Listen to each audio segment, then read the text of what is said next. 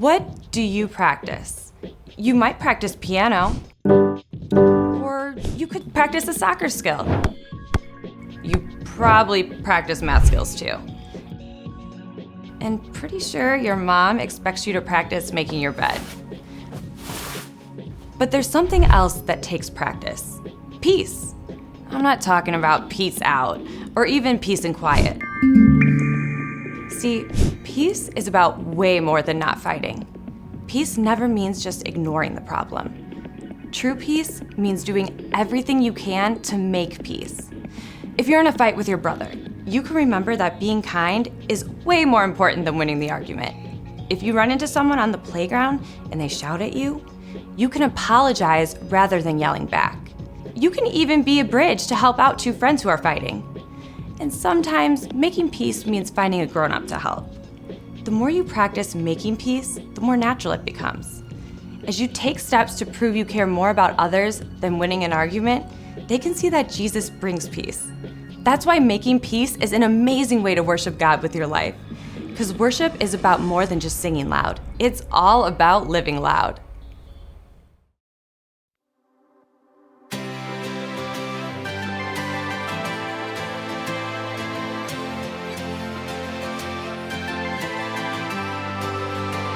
Today I'm thankful for the hope that you gave me, for the cross when you saved me. You're the friend I call my own. Now I know I'm not alone. So thankful for your love on display, and it will never go away. You're the reason for my song. Now I know we all belong. You showed me what peace is all about. It's my turn to go and live it out. Jesus, you're the way without a doubt. I'm gonna love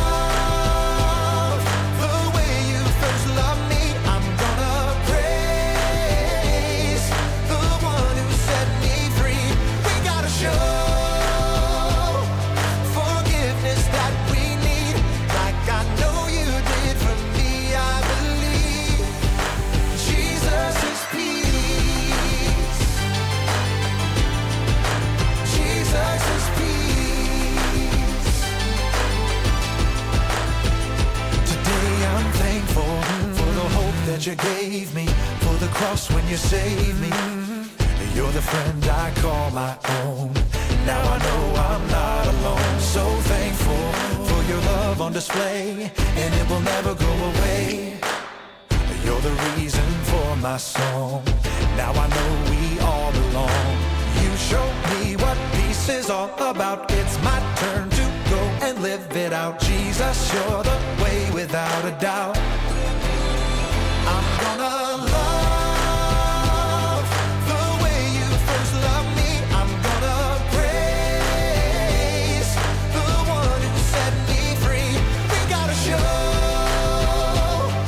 forgiveness that we need, like I know you did for me. I believe Jesus is peace.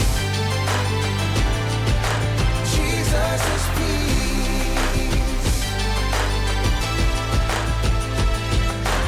You showed me what peace is all about. It's my turn to go and live it out. Jesus, you're the way without a doubt. I'm gonna love the way you first loved me. I'm gonna praise the one who set me free. We gotta show forgiveness that we need, like I know you did for me. I believe Jesus is peace. Jesus is peace. Jesus is peace.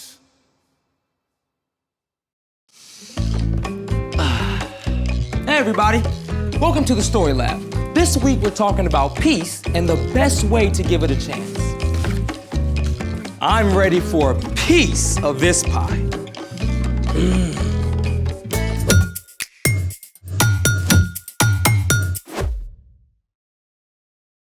Hey, I'm Carter. And I'm Zeke. We're talking about peace. which is proving you care more about each other than winning an argument. And you can also show you care about your friends by ordering pizza. Help yourself. What is this? Anchovies. They're great. You can't put fish on pizza? They've got a nice zing. Yeah, in my intestines. Just pick them off. You can't get rid of the essence of fish all in the cheese. You're overreacting. And you are just plain wrong. Fine. Let's have this out. Whoa, what are you suggesting? Let's do battle. Like, you and me? What? No, I'm not fighting you. Our bots are going to battle. You say that like we have bots. We will, after we build them. What? Build a bot! I love it! Let's make it! So, where do we start with our better battle bot build? Start by getting your grown-up to help. Step 1. Make legs for your bot by hot gluing 3 markers on the inside of your cup. Try to get them somewhat level.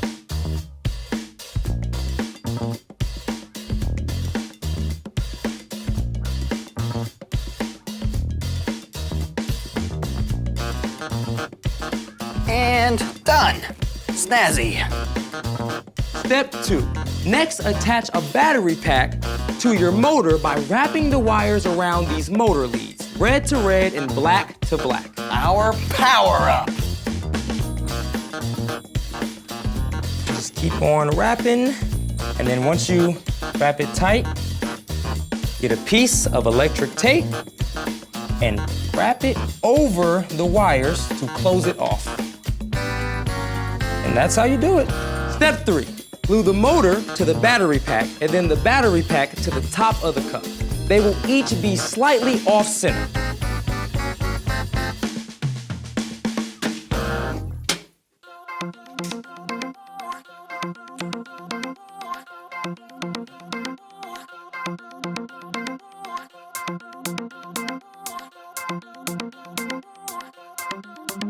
Step 4 is the tricky part. You need to make the motor side heavier so your bot is off balance, which will cause it to move more. One way is to attach a clothespin to the motor.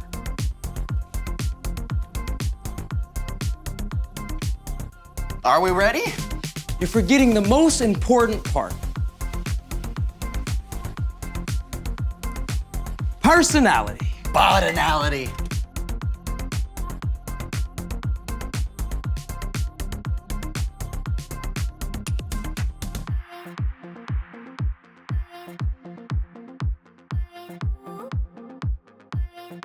Are you ready?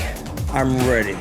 It's time for the bitter bot battle! Countdown, please. 3, 2, 1, go.